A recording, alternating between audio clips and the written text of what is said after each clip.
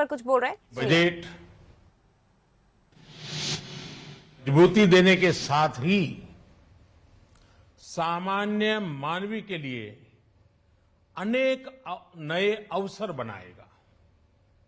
ये बजट मोर infrastructure, more investment, मोर growth और more jobs की नई संभावनाओं से भरा हुआ है। और एक नया क्षेत्र और खुला है और वो है ग्रीन जॉब्स का।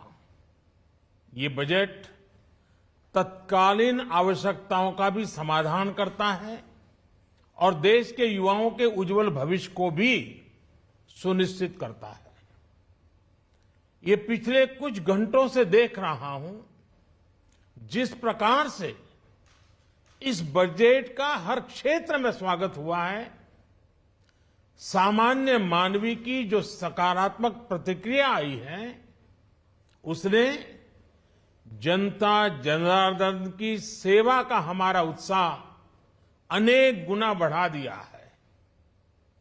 जीवन के हर क्षेत्र में आधुनिकता आए, टेक्नोलॉजी आए, जैसे किसान ड्रोन हो, वंदे भारत ट्रेन हो, डिजिटल करेंसी हो, बैंकिंग के क्षेत्र में डिजिटल यूनिट्स हो, 5G सर्विसेज का रोल आउट हो, नेशनल हेल्थ के लिए डिजिटल इकोसिस्टम हो। इनका लाभ हमारे युवा, हमारे मध्यम वर्ग, गरीब, दलित, पिछड़े, ये सभी वर्गों को मिलेगा। इस बजट का एक महत्वपूर्ण पहलू है गरीब का कल्याण।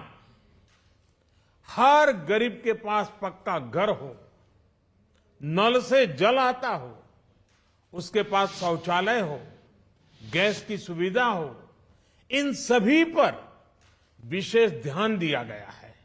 इसके साथ ही आधुनिक इंटरनेट कनेक्टिविटी पर भी उतना ही जोर है।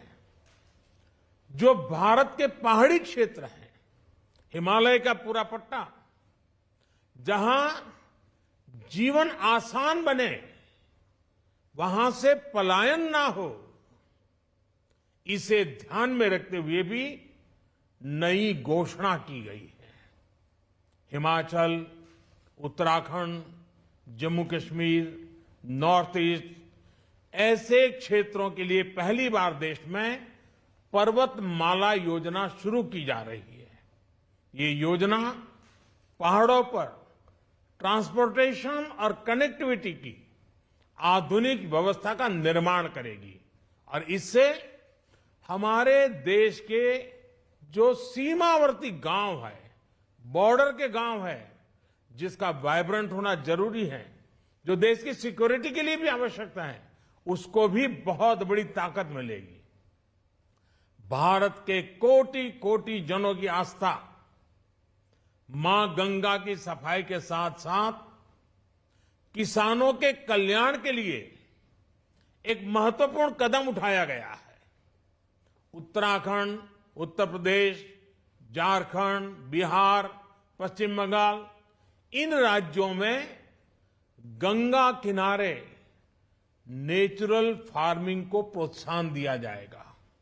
इससे मां गंगा की सफाई का जो अभियान है, उसमें मां गंगा को केमिकल मुक्त करने में भी बहुत बड़ी मदद मिलेगी।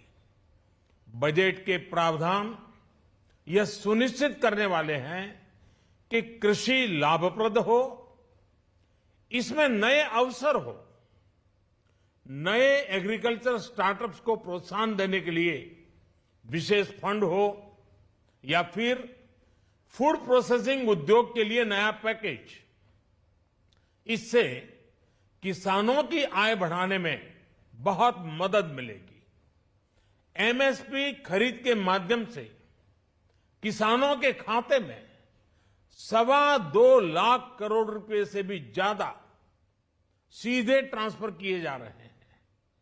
कोरोना काल में एमएसएमई यानी हमारे छोटे उद्योगों की मदद और उनकी सुरक्षा के लिए देश ने लगातार अनेक निर्णय लिए थे, अनेक प्रकार की मदद पहुंचाई थी।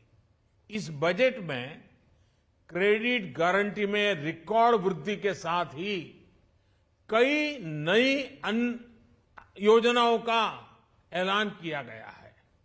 डिफेंस के कैपिटल बजट का 68% डोमेस्टिक इंडस्ट्री को रिजर्व करने का भी बड़ा लाभ भारत के एमएसएमई सेक्टर को मिलेगा।